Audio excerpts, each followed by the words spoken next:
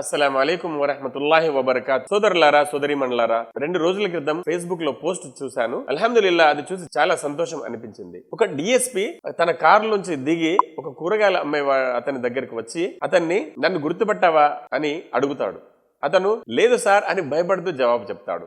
అతను భయపడకు, నేను నీ స్నేహితుణ్ణి, నేను కొన్ని సంవత్సరాల క్రితం ఇక్కడ కిరాయికి ఉండేవాడిని, నాకు తిండి కూడా సరిగ్గా దొరికేది కాదు, అప్పుడు నీవు నాకు కొన్ని కూరగాయలు ఫ్రీగా ఇచ్చేవాడివి, అది తిని చదువుకొని నేను ఇంతటి వాడిని అయ్యాను, నీ సహాయం లేకపోతే నేను ఈరోజు ఇలా ఉండేవాడిని కాదు, ఇలా అయ్యేవాడిని కాదు అని అతన్ని ఆప్యాయంగా కౌగిలించుకుంటాడు. చూడండి సోదరులారా, హిందువులు ముస్లింలు ఒకరికొకరు అన్నదమ్ముల్లాగా కలిసిమెలిసి ఉంటే ఎంత మంచి వాతావరణం ఈ సొసైటీలో ప్రబలుతుంది. చూడండి సోదరులారా, దానికి వ్యతిరేకంగా హిందువు ముస్లింపై విద్వేషం చూపిస్తూ విద్వేష ప్రసంగాలు చేస్తూ రెచ్చగొడుతూ వ్యాఖ్యలు చేస్తే అది దేనికి దారి తీస్తుందో మీరు ఆలోచించండి సోదరులారా. మనం కలిసిమెలిసి ఉంటే మంచిదా, లేక ఒకరిపై ఒకరు ద్వేషం పెంచుకుంటూ కొట్లాడుకుంటూ చంపుకుంటూ ఉంటే అది మంచిదా?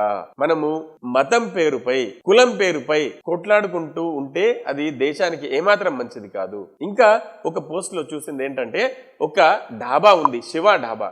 అతను ఆ హోటల్లో పోయే ప్రయాణికుల కోసము నమాజ్ కొరకు ఒక గదిని ఏర్పాటు చేశాడు, ముస్లిం ప్రయాణికుల కోసము. అలాంటి వారు మన సొసైటీకి ఎంతో అవసరం. ఈ విద్వేష ప్రసంగాలు ఎవరైతే చేస్తున్నారో వారు విద్వేష ప్రసంగాల నుంచి తమను తాము ఆపుకోవాలి, అన్నదమ్ముల్లాగా కలిసిమెలిసి ఉండేటట్లు ప్రేరేపించాలి. దేశమంటే మట్టి కాదోయ్, దేశమంటే మనుషులోయ్, దేశమును ప్రేమించుమన్నా మంచి అన్నది పెంచుమన్నా దేశమును ప్రేమించు, ప్రతి ఒక్కరు ప్రేమించాలి. కానీ దేశం అంటే ఏంటి? దేశం అంటే మట్టి కాదు, దేశం అంటే మనుషులు. నువ్వు మనుషులను ప్రేమిస్తేనే, తోటి మనుషులను ప్రేమిస్తేనే దేశాన్ని ప్రేమించినట్లు అవుతుంది. నీవు కేవలం దేశాన్ని ప్రేమిస్తూ ఆ దేశంలో ఉన్న మనుషులను ప్రేమించకపోతే నీవు దేశాన్ని కూడా ప్రేమించినట్లే అవుతుంది. కావున దయచేసి ఎవరైతే ఇలాంటి విద్వేషకర పోస్టులు చూస్తారో వింటారో కాస్త తమ బుద్ధి వివేకాలను ఉపయోగించి ఆలోచించాలి. దీని వలన నాకు లాభమా నష్టమా అని ఆలోచించాలి సోదరులారా సోదరీమణులారా.